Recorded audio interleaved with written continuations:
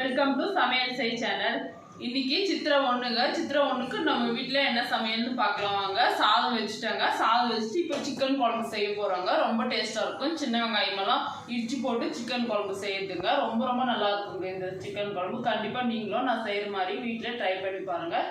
இப்போ சிக்கனை எப்படி கழுவலான்னு பார்க்கலாம் வாங்க. இது 2 கிலோ சிக்கன் எடுத்துகிட்டு வந்துக்கிறாங்கங்க. இதை கழுவிக்கலாம். முதல்ல தண்ணி பிடிச்சிக்கலாம். தண்ணி பிடிச்சிட்டு ஒரு வாட்டி நல்லா அலசிக்கலாங்க.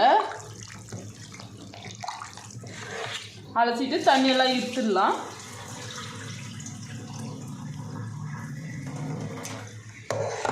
இருத்துட்டு இப்போ மஞ்சள் பொடி எடுத்து வச்சுக்கிறேங்க. இதில் 1 டேபிள் ஸ்பூன் மஞ்சள் பொடி சேர்த்துக்கலாம். சேர்த்துட்டு நல்லா மிக்ஸ் பண்ணிக்கலாம் சிக்கனோட. இது மாதிரி சிக்கன் மட்டன் இது மாதிரி எடுத்துன்னு வந்தால் இந்த மாதிரி நல்லா கழுவி செய்யுங்க. அப்போ தான் நல்லாயிருக்கும். அந்த சிக்கன் மட்டனில் இருக்கிற கவுச்சி வாடெல்லாம் வராதுங்க. மீன் எடுத்தாலும் இந்த மாதிரி செஞ்சுங்க. ரொம்ப ரொம்ப நல்லா இருக்குங்க. இப்போ இதை நல்லா நான் மிக்ஸ் பண்ணிவிட்டு இப்போ கொஞ்சமாக தண்ணி விட்டுக்கலாங்க. கொஞ்சமாக தண்ணி விட்டு இந்த மாதிரி நல்லா மிக்ஸ் பண்ணி கழுவிக்கலாம். இப்போ இந்த தண்ணியை இருத்துடலாம்.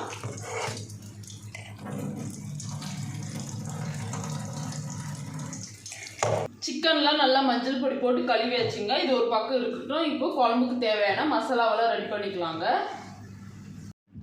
இப்போ சிக்கன் குழம்புக்கு தேவையான மசாலாவெல்லாம் ரெடி பண்ணி வச்சுக்கிறாங்க. கருவேப்பிலை, பச்சை மிளகா, இந்த அளவுக்கு சின்ன சின்ன பச்சை மிளகா தாங்க 5 பீஸ் எடுத்து வச்சுக்கிறேன். கொஞ்சமாக கொத்தமல்லியும் கட் பண்ணி வச்சுக்கிறேன். இப்போ சின்ன வெங்காயத்தை தோல் உரிச்சிட்டு நல்லா கழுவி வச்சுக்கிறாங்க. இது 100 கிராம் சின்ன வெங்காயம் இருக்கும். இதே இந்த மாதிரி இடிக்கிற கல்லில் போட்டு நல்லா இடித்து சிக்கன் குழம்புல சேர்த்து செய்யும்போது டேஸ்ட் ரொம்ப ரொம்ப நல்லா இருக்குங்க. அதை தான் நான் சின்ன வெங்காயத்தை இடிச்சிக்கிறேன். ரொம்ப நைஸாக இடிக்க தேவையில்லைங்க. இது போல் ஒன்று மாதிரிமாக இடித்தாலே போதும். பாருங்கள், இந்த அளவுக்கு ஒன்று மாதிரிமாக இடித்து எடுத்துக்கலாம். இதெல்லாம் இடிச்சிட்டு காட்டுறேன். இந்த மாதிரி பிளேட்டில் தண்ணியை இடித்து எடுத்து வச்சுக்கலாம்.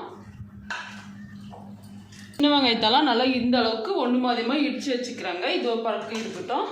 இப்போது தக்காளி இதில் அறுத்து சேர்த்துக்கிறாங்க. ஒரு 7 தக்காளிங்க. நல்லா இந்த அளவுக்கு குட்டி குட்டி தக்காளி தான். அதனால் 7 தக்காளி கட் பண்ணி வச்சுக்கிறேன். ஒரு மூடி அளவுக்கு தேங்காவை இந்த மாதிரி நோண்டி வச்சுக்கிறாங்க. இதை கட் பண்ணி மிக்ஸி ஜாரில் சேர்த்துக்கலாங்க. இது ஒரு பக்கம் இருக்கட்டும். இப்போ குழம்பு தாளிச்சிக்கலாம். குழம்பு தாளிக்கிறதுக்காக கடாய் பற்ற வச்சுட்டாங்க. கடாய் நல்லா சூடாகட்டும். சூடானதும் எண்ணெய் சேர்த்துக்கிறாங்க. 5 டேபிள் ஸ்பூன் எண்ணெய் சேர்த்துக்கலாம். எண்ணெய் கொஞ்சம் கூட சேர்த்து செய்யும் போது தான் சிக்கன் குழம்பு, மட்டன் குழம்பு, மீன் குழம்புலாம் கொஞ்சம் டேஸ்ட் ரொம்ப நல்லாயிருக்கும். 5 டேபிள் ஸ்பூன் எண்ணெய் சேர்த்துக்கிறாங்க. எண்ணெய் நல்லா சூடாகட்டும். சூடானதும் சின்ன வெங்காயம், கொத்தமல்லி, கருவேப்பிலை எல்லாம் போட்டு தாளிச்சிக்கலாம். ரொம்ப நல்லாயிருக்கும் இந்த குழம்பு சாப்பிட்றதுக்கு.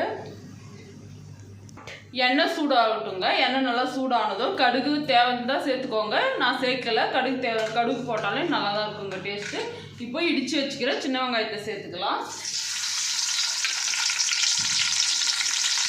இந்த மாதிரி இடித்து செய்யும்போது டேஸ்ட் ரொம்ப ரொம்ப நல்லா இருக்குங்க.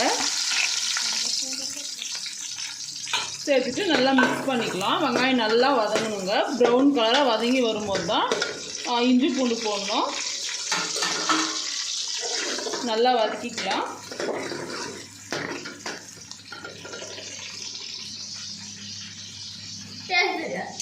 இந்த பக்கம் பாருங்கள், சாதம் நல்லா வெந்துட்டுக்குது. நல்லா வேகட்டும். இப்போ சின்ன வெங்காயத்தை நல்லா மிக்ஸ் பண்ணிக்கலாங்க. மிக்ஸ் பண்ணி நல்லா வதக்கிக்கலாம். நம்ம இடித்து போட்ட சின்ன வெங்காயம் பாருங்கள் இந்த அளவுக்கு நல்லா வதங்கணுங்க. வதங்கினதும் இப்போ 2 டேபிள் ஸ்பூன் இஞ்சி பூண்டு பேஸ்ட் சேர்த்துக்கிறேங்க. 2 டேபிள் ஸ்பூன் சேர்த்தா போதும். சேர்த்துட்டு நல்லா மிக்ஸ் பண்ணிக்கலாம். இஞ்சி பூண்டோட பச்சை வாசனை போகிற வரைக்கும் நல்லா வதக்கிக்கலாங்க. அடுத்தது ஃப்ரெஷ்ஷான கருவேப்பிலை சேர்த்துக்கலாம். இப்போது நம்ம எடுத்து வச்சுக்கிற 5 பச்சை மிளகாயும் சேர்த்துக்கலாங்க. இப்போ கொஞ்சமாக கொத்தமல்லியும் சேர்த்துக்கலாம். இந்த கொத்தமல்லி எல்லாம் சேர்த்து செய்யும் போது டேஸ்ட் ரொம்ப ரொம்ப நல்லா இருக்குங்க. சேர்த்துட்டு நல்லா மிக்ஸ் பண்ணி பச்சை மிளகா, கொத்தமல்லி, கருவேப்பிலை போட்டு சின்ன வெங்காயமெல்லாம் இன்னும் நல்லா வதங்கி வரணுங்க. இஞ்சி பூண்டோட பச்சை வாசனைலாம் போயிட்டு நம்ம சின்ன வெங்காயம், கருவேப்பிலை, கொத்தமல்லி, பச்சை மிளகாலாம் நல்லா வதங்கிடுச்சு பாருங்கள். இந்த அளவுக்கு நல்லா வதங்கினதும் நம்ம க்ளீன் பண்ணி வச்சுக்கிற மஞ்சள் பொடியெல்லாம் போட்டு கழுவி வச்சுக்கிற சிக்கனை சேர்த்துக்கலாம். சிக்கன் தண்ணி என்னதான் நம்ம தண்ணி இழுத்துட்டு வச்சாலே அதில் தண்ணி இருக்குங்க. இது மாதிரி தண்ணியோடு சேர்க்காம தண்ணியெல்லாம் இழுத்துட்டு சேர்த்துக்கோங்க. அப்போ தான் டேஸ்ட் நல்லாயிருக்கும். நம்ம தண்ணியே சேர்க்கறதுனாலே சிக்கன்லேருந்தே நிறைய தண்ணி வருங்க. அதிலே சிக்கன் நல்லா வதங்கிடும்.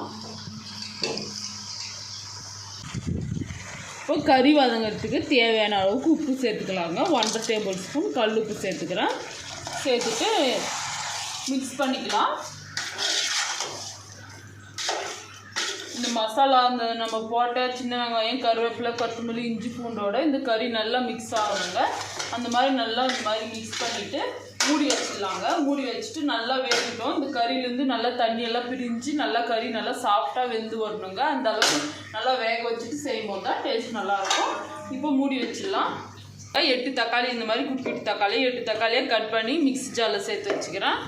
இது கூடவே நம்ம க்ளீன் பண்ணி வச்சுக்கிற தேங்காவை குட்டி குட்டியாக இந்த மாதிரி கட் பண்ணி சேர்த்துக்கலாங்க. சேர்த்துட்டு இப்போது ஒரு 10 சின்ன வெங்காயம் எடுத்து வச்சுக்கிறேன். அதுவும் இந்த மிக்ஸி ஜாரிலே சேர்த்துக்கலாங்க. இது கட் பண்ணிவிட்டு காட்டுறேன். தேங்காவெல்லாம் கட் பண்ணிட்டாங்க. இது கூடவே ஃப்ரெஷ்ஷாக கொஞ்சம் கொத்தமல்லி சேர்த்துக்கலாம். சேர்த்துட்டு மூடி போட்டு நல்லா நைஸாக அரைச்சிக்கலாம்.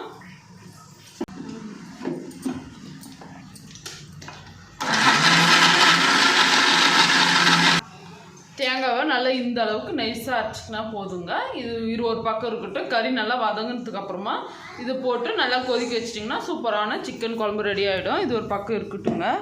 கறி நல்லா ஒரு 10 நிமிஷம் ஆயிடுச்சு பாருங்கள். தண்ணி அந்த அளவுக்கு வந்துக்குது. இந்த அளவுக்கு நல்லா வதங்கி வரணுங்க. இந்த தண்ணியிலே நல்லா சிக்கன் வந்துடணுங்க. இந்த பக்கம் பெரிய அடுப்பில் இதை மாற்றிட்டு இப்போ சின்ன அடுப்பில் தோசை செஞ்சுக்கலாங்க. இது போல் கொஞ்சமாக மாவு ஊற்றி தோசை சுட்டு எடுத்துக்கலாங்க. இதே மாதிரி எல்லா தோசையும் சுட்டுட்டு எடுத்துக்கலாம்.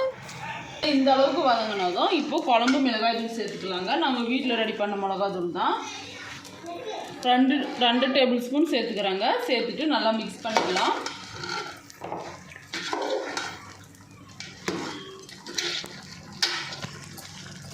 நல்லா கறியில் நல்லா மிக்ஸ் பண்ணி எடுத்துக்கலாம். இந்த மசாலாவோட கறி நல்லா ஒன்று சேர மாதிரி நல்லா மிக்ஸ் பண்ணிக்கலாங்க. மிக்ஸ் பண்ணிவிட்டு மிளகாய் தூள் இருக்கிற பச்சை வாசனைலாம் போகிற வரைக்கும் நல்லா வதக்கிக்கலாம். இந்த பக்கமும் தோசையும் ரெடி ஆகிடுது பாருங்கள்.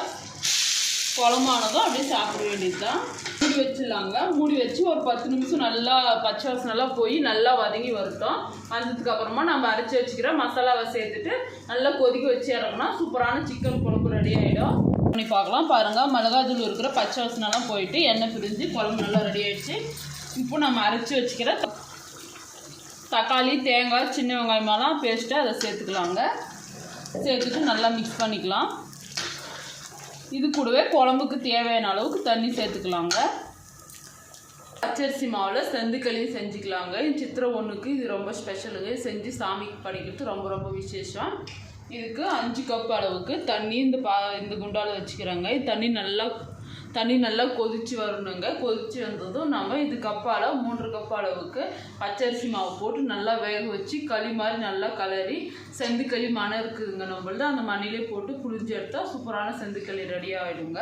அதுக்காக 5 கப் அளவுக்கு தண்ணி இந்த பாத்திரத்தில் சேர்த்து நல்லா கொதிக்க வச்சுக்கலாம். மூடி வச்சுக்கலாங்க. மூடி வச்சு இது நல்லா கொதிக்கிட்டுங்க. கொதிச்சதுக்கு அப்புறமா பார்க்கலாம். இப்போ மசாலாவெல்லாம் சேர்த்துட்டு தேவையான அளவுக்கு தண்ணி சேர்த்து நம்ம குழம்பு பாருங்கள் எந்த அளவுக்கு நல்லா கொதிச்சு வந்துக்குது. சிக்கன் குழம்பு சாப்பிட்றதுக்கு ரொம்ப நல்லா இருக்குங்க. இது ஒரு வாட்டி நல்லா மிக்ஸ் பண்ணிவிட்டு இன்னும் கொஞ்சம் நேரம் நல்லா கொதிக்கிட்டோம். மூடி வச்சுக்கலாம். மூடி வச்சுட்டு நல்லா கொதிக்கணுங்க. கொதிச்சு வந்ததும் சூப்பராக கொத்தமல்லி, கருவேப்பிலை நம்ம ரெடி பண்ணி வச்சதே இருக்குது. அதை போட்டு இறக்குனா சூப்பரான சிக்கன் குழம்பு ரெடி ஆகிடும். சாதமும் வச்சுட்டா தோசையும் இந்த பக்கம் சுட்டு வச்சுட்டாங்க. இப்போது தண்ணி கொதிச்சதும் பார்க்கலாம். நல்லா செந்துக்களிக்காக வச்சுட்டோங்க. இந்த பக்கம் கவேர்கடலை வறுத்து எடுத்துக்கலாங்க. இதை பொடி பண்ணி இது வெள்ளை பாக எடுத்து சாப்பிடும்போது டேஸ்ட் ரொம்ப நல்லா இருக்குங்க. இது அப்படி தான் சாப்பிடணும். இப்போ 1 கப் அளவுக்கு வேர்க்கடலை எடுத்துக்கிறேன். இந்த அளவுக்கு எடுத்தால் போதும். இதை இந்த கடாயில் போட்டு நல்லா வறுத்து எடுத்துக்கலாம். இந்த மாதிரி கேஸ் மிச்சமாக வச்சு தீ வச்சு வறுக்கக்கூடாதுங்க. கேஸ் கம்மியாக வச்சுட்டு நல்லா பொறுமையாக இந்த மாதிரி பொன்னிறமாக நல்லா வறுத்து எடுத்தால் தான் டேஸ்ட் ரொம்ப ரொம்ப நல்லா இருக்குங்க. இந்த மாதிரி இதை வறுத்துட்டு தோலெல்லாம் எடுத்துட்டு ஒன்று மாதிரியமாக மிக்சியில் போட்டு அரைச்சிட்டு இந்த பாருங்கள் வெளில எடுத்து வச்சுக்கிறேன். இதை நல்லா கரைச்சிட்டு வடிகட்டி இந்த செந்துக்களியோட சேர்த்து சாப்பிடும்போது டேஸ்ட் பாருங்கள் சூப்பரான சிக்கன் குழம்பு ரெடி ஆயிடுச்சு. இப்போ கொத்தமல்லி இலை தூவிக்கலாம். தூவிட்டு இது கூடவே ஃப்ரெஷ்ஷான கருவேப்பிலையும் போட்டுக்கலாங்க. போட்டு இறக்குனா சூப்பரான சிக்கன் குழம்பு ரெடிங்க. நம்ம வீட்டில் சின்ன வெங்காயம் இடித்து போட்ட சிக்கன் குழம்பு ரொம்ப ரொம்ப டேஸ்ட்டாக இருக்குங்க. இது கூடவே சுட சுட சாதமும் வடிச்சிக்கிறாங்க, ரசம் செஞ்சுக்கிறாங்க. இது காலையில் வச்ச ரசங்க. காலையில் ரசம், சாதம், தோசை, சட்னி செஞ்சேங்க. இப்பயும் தோசை செஞ்சுக்கிறாங்க. பசங்களுக்கு தோசைனா ரொம்ப ரொம்ப பிடிக்கும், அதனால் தோசையும் செஞ்சுக்கிறாங்க. சூப்பரான இந்த சிக்கன் குழம்பு உங்களுக்கு பிடிச்சிருக்குன்னு நினைக்கிறேன். பிடிச்சிருந்தா கண்டிப்பாக நீங்களும் வீட்டில் ட்ரை பண்ணி சாப்பிட்டு எப்படி இருந்துச்சுன்ட்டு கமெண்ட் பண்ணுங்கள். இப்போது செந்துக்களி எப்படி செய்யலான்ட்டு பார்க்கலாம் வாங்க. மதியம் லஞ்ச் ரெடி ஆயிடுச்சுங்க. இது மதியத்துக்கு தான் செஞ்சேன். காலையில் ரசம், சாதம், சட்னி, தோசையெல்லாம் செஞ்சு சாப்பிட்டுங்க. இது மதியம் சாப்பாடு தாங்க. இப்போ வேர்க்கடலை நல்லா வறுத்து விட்டுறேன் பாருங்கள். வறுத்துட்டு இப்போ தண்ணி நல்லா கொதிச்சாச்சு. இப்போ மாவு சேர்த்துக்கலாங்க. இந்த கப்பால் தான் நம்ம 5 கப் அளவுக்கு தண்ணி அளந்து வச்சுக்கிறோம் கொதிக்கிறதுக்கு. இந்த கப்பாலேயே 3 கப் அளவுக்கு மாவு சேர்த்துக்கலாம். இந்த மாதிரி சேர்த்துக்கோங்க. எப்பவுமே நம்ம வீட்டிலே இருக்குங்க பச்சரிசி மாவு. நான் ரெடி பண்ணி ஃப்ரிட்ஜ்லேயே வச்சுன்னு இருப்பேன். இந்த மாதிரி பலகாரம்லாம் செய்யும்போது ரொம்ப ரொம்ப ஈஸியாக இருக்குங்க. இந்த மாவு எப்படி ரெடி பண்ணுறன்ற வீடியோ சமையல் செய் சேனலில் அப்லோட் செஞ்சுக்கிறேன். கண்டிப்பாக நீங்களும் அதே மாதிரி ரெடி பண்ணி வச்சுக்கோங்க. இப்போ மாவை சேர்த்துக்கலாம் வாங்க. மாவு இந்த மாதிரி கொட்டிட்டு நல்லா கலரிடக்கூடாது. களிக்கு மாவு கொட்டுறோம்ல அந்த மாதிரி ஒரு பக்கமாக கொட்டணுங்க. இது போல் கொட்டணும். இப்போது 3 கப் அளவுக்கு மாவு சேர்த்துக்கலாம்.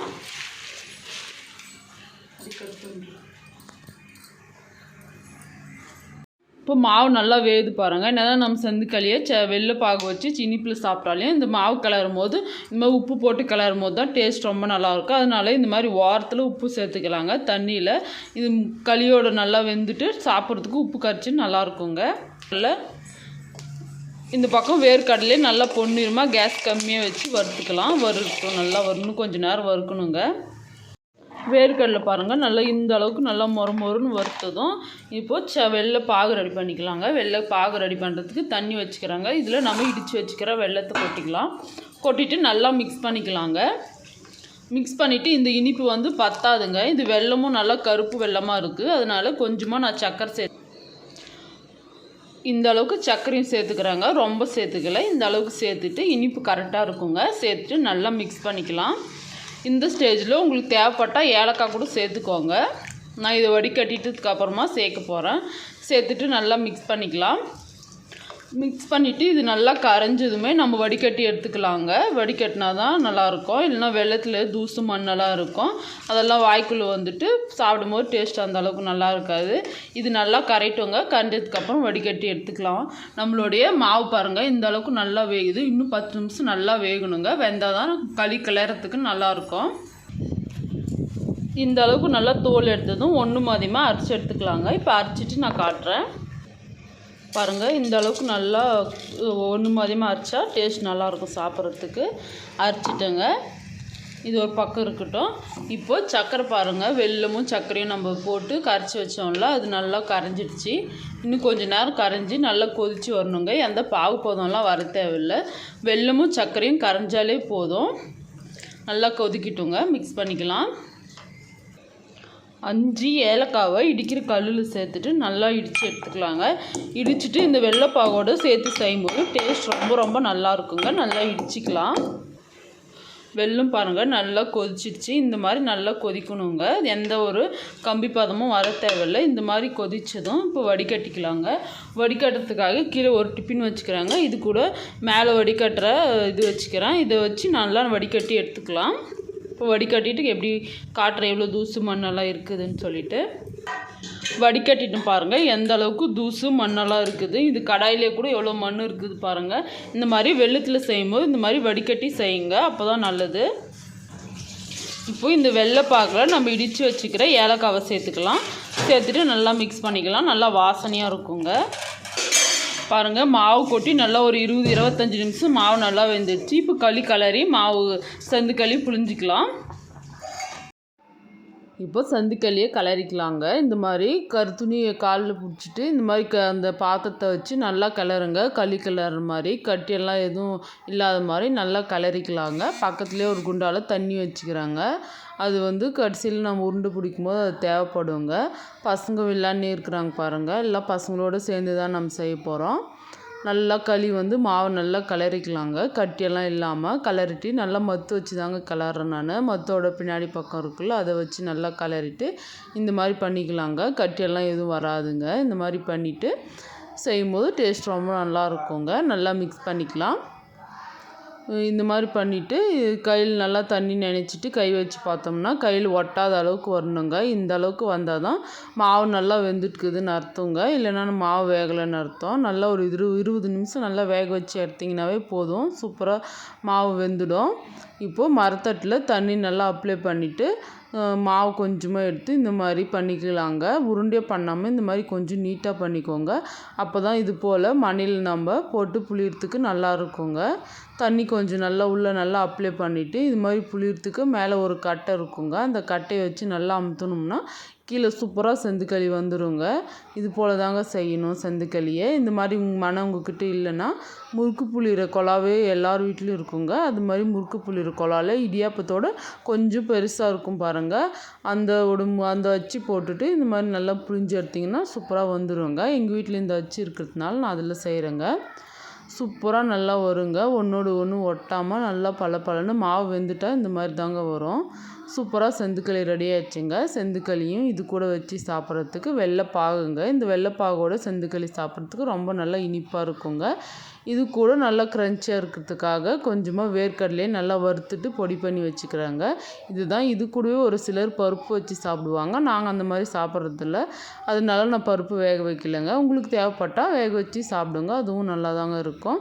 இப்போது செந்துக்களி ஒரு பிளேட்டில் எடுத்துக்கினாங்க. இதில் நாம் ரெடி பண்ணி வச்சுக்கிற வெள்ளைப்பாகவும் வறுத்து வச்சுக்கிற வேர்க்கடலையும் சேர்த்துட்டு இதுக்கு மேலேயும் கொஞ்சம் நிறைய இந்த வெள்ளைப்பாகு சேர்த்து சாப்பிடும்போது டேஸ்ட் கண்டிப்பாக நீங்களும் இதே மாதிரி உங்கள் வீட்டில் ட்ரை பண்ணி பாருங்கள். ரொம்ப ரொம்ப டேஸ்ட்டாக வருங்க.